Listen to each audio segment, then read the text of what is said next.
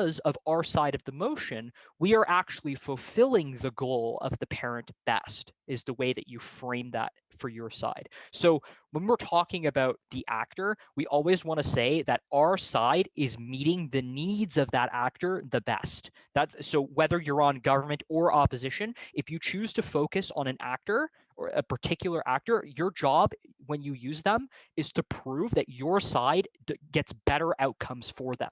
So that's kind of what you want to do. You want to take that actor and explain why your side meets their needs best, is kind of what you're essentially doing when we do actor analysis. And so I guess then the fourth step is, if maybe you pick one actor and somebody on the other team has picked a different actor, so they've chosen to analyze a different person than you have. So if that's the case, then what you need to do if you're going to spend all of this time talking about an actor is you also need to do a lot of work explaining why they're important in the round. So with rounds like mandatory parenting classes, it's pretty like you don't really have to explain why parents are relevant. So that's not really the specific case here that I'm talking about, but there may be some other examples where you have to come up with an actor that isn't parents, but you have to explain why they mean anything in the debate. So that's what kind of the fourth step means, is if we're going to pick somebody to talk about, explain why you've decided to bring them up and why they're important to your overall debate, your argument, your side of the round. So if we're going to bring them up, remember to explain why they're important if you can. But obviously, if it's already kind of explained, you don't have to spend the time doing that. I'm just saying in the cases where it's not, that's where we should be doing this fourth step. So all of these things combined, if we're thinking about the actor when we read the motion, if we're thinking about how they're going to be affected, and we think about maybe what that group might want and how we fit those needs, then if we do all of those things, that's how we're doing proper actor analysis in the way that we should be like kind of discussing them in debate context. So try your best to consider all of these steps. You don't have to mimic them all perfectly. This isn't something that's, you don't really need to stick to this formula the same way that I'd ask that you stick to maybe the pale formula when you're forming your arguments. But I would say that these four steps are kind of a good starting point for you to figure out what you want to do with the important people in the round when you're considering them.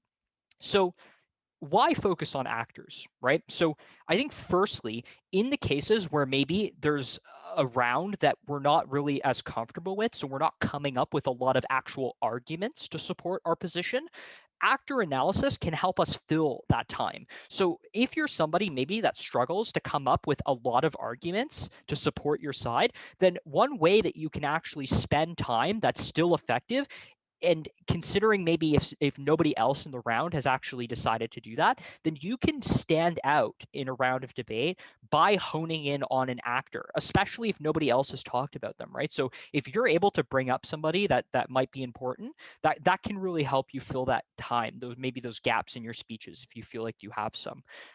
This will also, as I've mentioned previously, this will help you in the formation of your own impacts, which I would say is probably one of the most important aspects of the whole PALE acronym whenever we're posing arguments.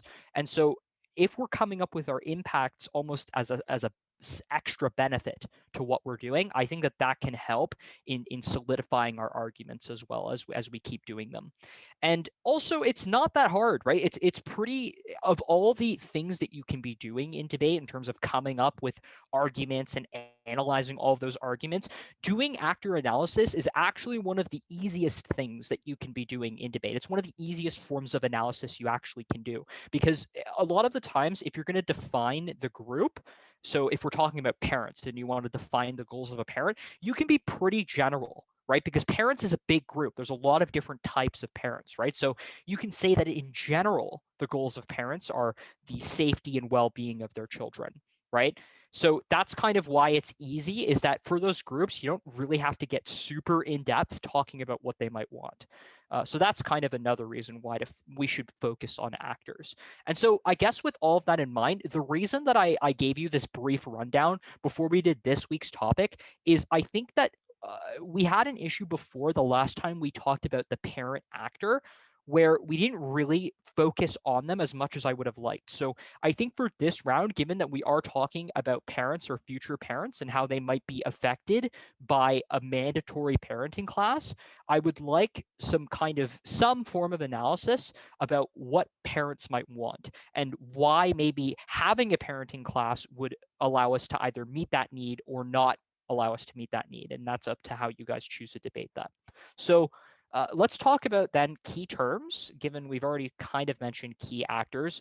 So, firstly, parenting classes, right? And the reason that I've listed this here and I put it in quotes is when I pose the question, I don't really explain what these classes look like, right? So, in those cases, if you see things like this that aren't defined, that should be something that you're trying to define in your speech, right? So, maybe if you're on the side of mandatory parenting classes, a brief explanation maybe about what these classes might look like and what types of things these potential parents would be learning in the classroom, right? So, what things are they going to be learning and what kind of knowledge will they gain from the classes? That might be something that has to be kind of described.